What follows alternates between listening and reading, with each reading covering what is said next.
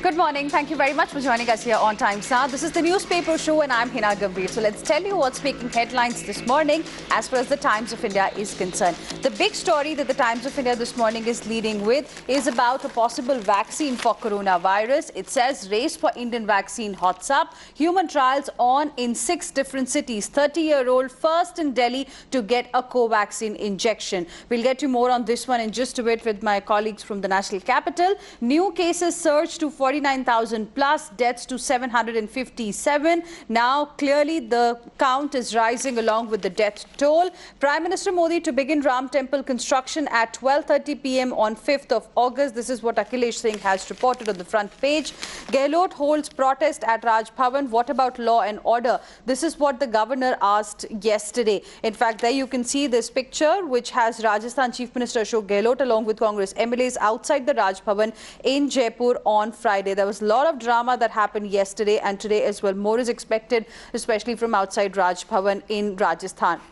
More relief for Pilot as the High Court has ordered status quo. The Rajasthan High Court on Friday ordered status quo on the disqualification notices that were issued to sack Deputy Chief Minister Sachin Pilot and 18 other Congress MLAs, giving the dissident camp a second boost in as many days after the Supreme Court's refusal to entertain the Speaker's plea to restrain the High Court bench from ruling on this particular matter. Apart from this, dates for IPL have been advanced. Now it will begin from September 19th. The Indian Premier League has advanced the 13th edition of the tournament by a week, rescheduling the starting date from September 26th to September 19th. Then, as far as the national capital is concerned, there's an update. The Minto Bridge underpass will be shut if water level rises. Remember, when we saw first heavy rain this monsoon season, a person lost his life as well under the same bridge, and now this action has been taken by the government. Then, no relief for Bhushan in Supreme Court. The Supreme Court on Friday refused to defer hearing in the 11-year-old contempt case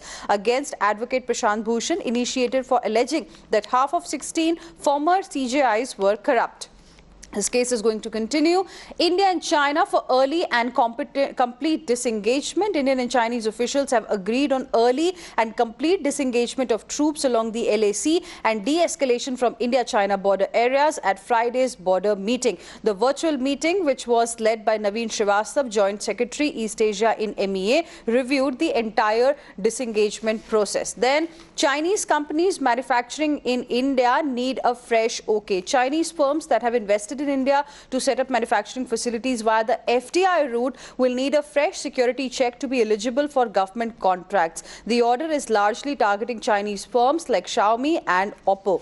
Then Apple has started manufacturing of iPhone 11 in India. That's another big story. Apple has started manufacturing its top-of-the-line iPhone 11 smartphone at its Foxconn plant in Chennai at a time when the government is aggressively pushing Make in India and offering incentives to attract investments. Remember, Foxconn till now used to only manufacture in China, and now in Chennai in India as well, the production has started. A big boost coming for India. Explain silence on Islamophobia. This is what the High Court has told Twitter. Inspect all your Boeing 737s. This is the direction that has come from DGCA to the air carriers. Then Gurgaon RWAs to turn property tax collectors. The Municipal Corporation of Gurgaon, which has seen a severe fall in property tax collection because of lockdown, has introduced an incentive system for RWAs and ward committees if they help in collecting the tax. Then former RBI Governor Urjit Patel has said that clashed with then FM on insolvency norms. Former RBI Governor Urjit Patel has said the differences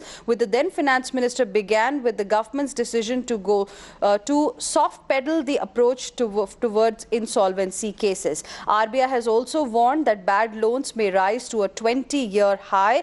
That's another update. And lastly, India to buy 6 US naval jets. That's also that the Times of India has reported on the front page this morning. Let's now move on and talk about the Navbharat Times. और यहाँ पर जो पहली खबर जिसमें जो front page पे जिसे नवभारत टाइम्स ने लीड किया है वो राजस्थान से जुड़ी हुई है. इसमें लिखा है कि पायलट को फौरी राहत, गहलोत का राजभवन में धरना, राज्यपाल विधानसभा सत्र बुलाएं, दूध का दूध पानी का पानी हो जाएगा, प्रदेश की जनता राजभवन घेरने आ गई तो हमारी जिम्मेदारी नहीं होगी. ऐसा कहना था अशोक गहलोत राजस्थान के चीफ मिनिस्टर का कल, जिसके बाद वो अपने सारे एमएलएज को लेकर राजभवन पहुंच गए और कुछ इस तरह के नज़ारे जो है वहां पर देखने को मिले थे। सत्र की मांग पर मुख्यमंत्री अशोक गहलोत के साथ समर्थक विधायकों ने शुक्रवार को जयपुर के राजभवन में धरना दिया। बाद में राज्यपाल ने कहा कि दबाव की राजनीति न हो, संवैधानिक मर्यादा के ऊपर कोई भी नहीं है।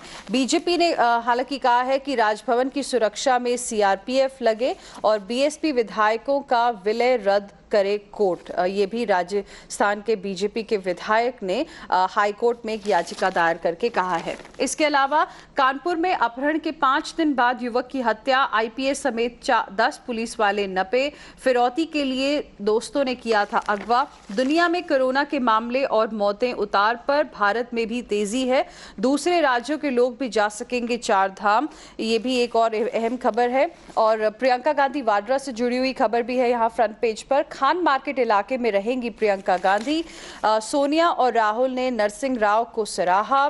साथ ही बाबरी केस में अडवाणी से पूछे गए 1050 सवाल। और इसके अलावा भूमि पूजन के खिलाफ जो अर्जी दायर की गई थी उसे रद्द कर दिया गया है। So that's about the latest as far as the Navbharat Times this morning is concerned. Let's now move on and talk about the Economic Times, the pink paper this Saturday morning. And here the big story that the Economic Times is leading with is about the financial stability report that RBI had released yesterday. And it mentioned that in an extremely stressed scenario, India's bad loans in the banks, both public sector as well as private sector, could go up significantly. Banking regulator signals withdrawal of revival measures introduced to cope with COVID crisis when economy returns to normal, says government finances may deteriorate in FY21. RBI flags stock market cheer, warns of a bad loan spike, and that was something significant. It said that gross NPA ratio of banks may rise to 12.5% by March 2021, and if the stress continues like this in a severely stressed scenario, it could be even higher. Liquidity situation of NBFCs remain a cause of concern. That's another important update. Here you have it. If macroeconomic environment worsens, ratio may escalate to 14.7%. There's an interview with the Chief Minister of Gujarat, Vijay Rupani, in which he has said that change in COVID management will contain spread. CM expects situation to improve in 2 weeks to announce an industrial policy soon. The entire interview you can find on page number 6. Then bid to plug IBC loopholes at heart of tussle that led to an early Patel exit. Remember, suddenly it came as a big surprise that the former RBI Governor Urjit Patel decided to exit, decided to resign, and now more details are coming out. He has said that high professional integrity notwithstanding, the Reserve Bank of India's reputation has been that of a soft regulator. Deterrence has been undermined. A very, very loaded statement, in fact, that has come from the former RBI Governor. Lastly, NITI Aayog's Vice Chairman has said that economy to start recovering in Q4. 6% growth is something that he is projecting for FY22.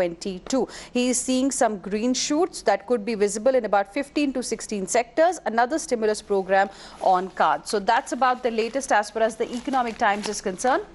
Let's now move on and be more city specific. My colleague Parbina is joining us this morning from the national capital. Parbina, good morning. First, Covaxin trial happened with a person in Delhi. Give us more details. Well, yes, as we are moving step by step as to how to come out of this dangerous virus, well, it is first of its kind when Hyderabad-based Bharat Biotech, who has developed this Covaxin, and they collaborated with top medical institutes of the country, and of course, a few of the aims from India, from Pune, from Delhi, and many other institutes have joined them and collaborated and developed this vaccine. And now few volunteers have come in front, and they are already given this vaccine. And now the first person who's from Delhi, a 30-year-old, has been given, and he's been closely monitored by them. And in 2 days' time, he will again be called back and checked as to how it is going with him. Thank you very much, Parbina, for the moment for joining us with all of those details. Of course, we all will be keenly watching out for the results that come out. As of now, no side effects so far. Thank you for the moment for joining us. Let's now move on and talk about the Mumbai edition of the Times of India. My colleague Arunil is joining us this morning. Arunil, good morning. Monsoon, double whammy, COVID with malaria and lepto. Well, Hina, these monsoon-related diseases like dengue, malaria and lepto has always been a concern in the city of Mumbai particularly. And now there is a double challenge because some patients are coming up with a monsoon-related disease and are having COVID as well. But fortunately, the doctors have said that these patients are not turning to be critical. The doctors have basically devised how to treat these kind of patients, and most of them have been put under in the ICU just for observation, but they are getting treated as well. One more important thing that happened was yesterday, a plasma hospital kind of thing was open. People came forward and donated their plasma because the government believes that in Malegaon and in Dharavi especially, which were the main two hotspots, many people have been affected by the coronavirus, and there they can get more plasma, blood plasma for the plasma therapy for other COVID patients as well. Thank you very much, Arunil, for the moment for joining us with all of those details. Let's now move on and talk about the Kolkata edition of the Times of India. And here, the big story that has been reported is that no flight in and out of Bengal in total lockdown. And this definitely is going to be a bit chaotic for those passengers specifically who perhaps had booked their tickets already for the days where West Bengal is going to experience lockdown. Tamal Saha on the broadcast for more on this. Tamal, good morning. Give us more details. This sudden decision that has been taken that there won't be any flights in and out of Bengal during lockdown. Well, Hina, today is the second day of complete lockdown. The state had kind of reimposed staggered complete lockdown across the state in order to contain the spread of the virus. The state was concerned about the flight operations, especially on lockdown days, because the passengers who were coming to Calcutta, they had faced a lot of difficulties, at least on July 23rd, to commute from the airport back to their respective places. That apart, the state is also concerned with the rising numbers and is, does have the apprehension as whether the airports are doing proper screening while letting the passengers off from the airport, because there had been a couple of slips in the past. So the state government had requested the aviation ministry to stop flight operations on the lockdown days. But what you are now picking up from our sources is just not the three announced lockdown days, but now the flight operations will remain suspended today, that is July 25 till July 29, which is still coming Wednesday. Coming Wednesday is again the third day of complete lockdown. What you're picking up from our sources that the Civil Aviation Ministry has now decided that flight operations will remain suspended from today, that is Saturday, till coming Wednesday. All right. Thank you very much, Tamal, for the moment for joining us with all of those details. Let's now move on to the Bengaluru edition of the Times of India this morning. Karnataka, first state to see 50,000 active cases with total yet to touch 1 lakh. Imran, my colleague, is joining us on the broadcast this morning. Imran, good morning. Times of India has also reported that graduating doctors must work with government for 1 year. Is that a new rule? You know, as usual, there is that once you graduate for MBBS or postgraduate, you need to serve 1 year as a rural service. And that was looked into because of the coronavirus cases. They asked doctors and the shortage of doctors and nurses. They're asking postgraduate and postgraduate MBBS or postgraduate postdoc students to give 1 year to the government, to especially for coronavirus cases. Now around 2,200 graduates will graduate by August end, and 7,500 MBBS students exams are yet to be scheduled. So these will government feels that this will fill the vacancy they're looking at right now to doctors or nurses in the fight coronavirus pandemic. And there has been some hesitation on the part of the doctors to participate in this, saying that they do not want to risk their life, but the government says that it's a rule, and Director of Medical Education has also passed circular in this regard. All right. Thank you very much, Imran, for the moment for joining us with all of those details. Let's now move on and talk about the Chennai edition of the Times of India this morning. And here, the big story that has been reported is that 2 lakh have applied for undergraduate courses in various government colleges. Bikers risk themselves as they squeeze through pedestrian paths. That's another important update. Then smart street lights to send SMS alert after conking off. That's going to be a new thing that's going to happen for the people of Tamil Nadu. We will be going across to my colleague Shilpa, who's joining us on the broadcast this morning. Shilpa, good morning. 2 lakh, in fact, have applied for undergraduate courses in government colleges. Give us more details. Well, that's right, Hina, because yesterday Tamil Nadu government has, of course, started the admissions for government arts and science colleges. It began on July 20th with applications, selection of courses and colleges and payment being made online due to the COVID-19 lockdown. There are more than 90,000 seats available in, spread across 109 colleges across the state. And the last day to apply is July 31st.